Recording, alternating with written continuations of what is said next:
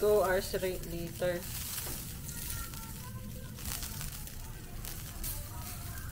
7:30 na ba? 7.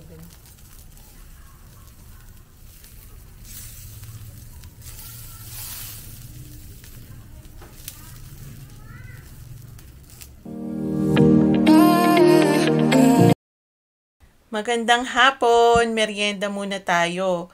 Bumili kami sa bakery na malapit dito sa amin ng tinapay dahil paborito ni Bella yung Spanish bread Tapos, nila. Tapos Gusto din daw ng asawa ko tong binangkal. Yun daw yung pangalan ng tinapay na to.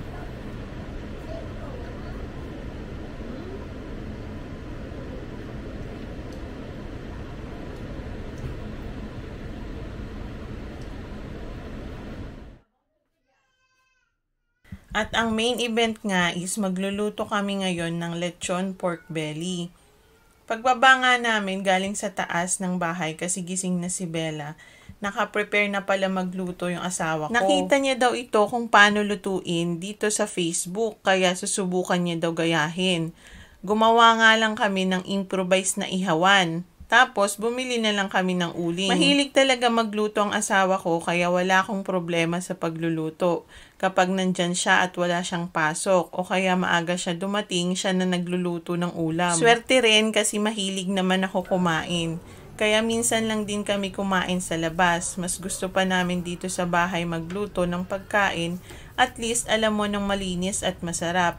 Tsaka mas madami ka pang maluluto, tapos pwede mo pang ilagay sa ref kapag may natira.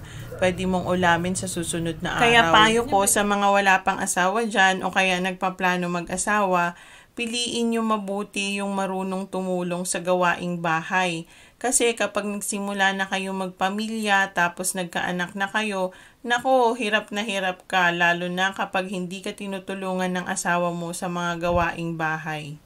Napakaswerte ko nga dahil nakatagpo ako ng asawa na marunong talaga tumulong sa akin sa mga gawaing bahay at naiintindihan niya yung pagod ng mga nanay. Hindi ako namomroblema sa pagluluto dahil madalas siya lagi ang nagluluto. So yun na nga, walang humpay na mag-ikot-ikot para hindi masunog tong baboy. Tapos pupunasan lang ng konting mantika yung paikot ng baboy. At nakalimutan nga daw lagyan ng asawa ko ng paminta dahil nagmamadali siya at hapon na. Sabi ko naman pwede na yun kasi malasa naman. Inabot na nga kami ng gabi kakaikot nitong lechon at unti-unti na ngang nangangamoy lechon. Ibig sabihin malapit na maluto at malapit na rin kami makakain. Hay, sa wakas, luto na din, makakakain na din kami. Mukhang masarap guys, ang bango ng amoy, ang lutong ng balat niya. Pwede na pala ito gawing handa sa susunod na Pasko. Mas matipid pa kaysa sa buong lechon. Pero kung marami kayong kakain, syempre buong lechon talaga yung kukunin nyo. Tapos gagawa na lang kayo ng sauce, toyo at sibuyas or kaya Mang Tomas. Syempre hindi naman namin kayang ubusin to dahil konti lang kami dito sa bahay. Gagawin daw lechon paksiw ng asawa ko para sa susunod meron ulit kaming ulam. Kahit ilang araw hindi siya masisira, edi meron ka ng reserve na ulam sa susunod na araw.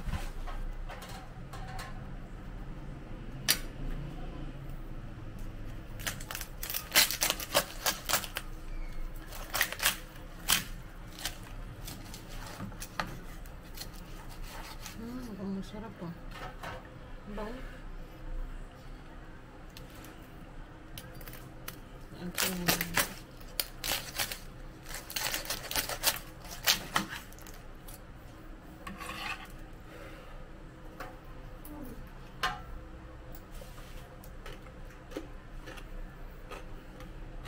Sarap.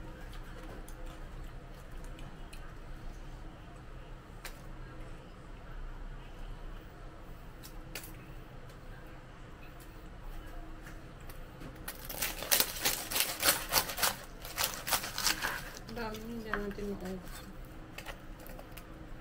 Pang sahog. Lechon paksiw.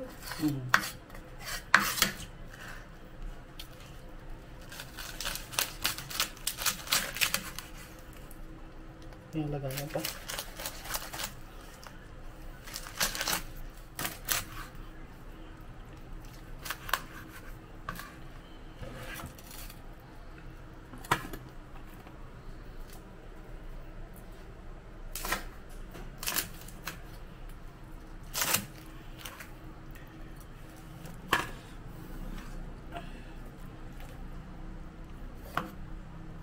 Bango, may tanglad.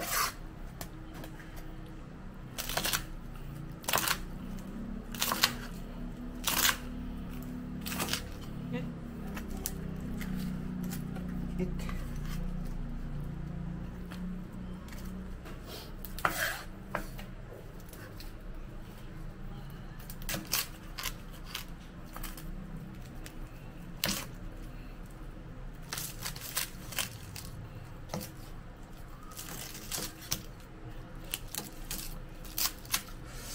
Init.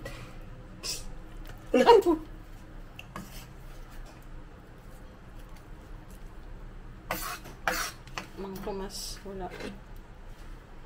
Something.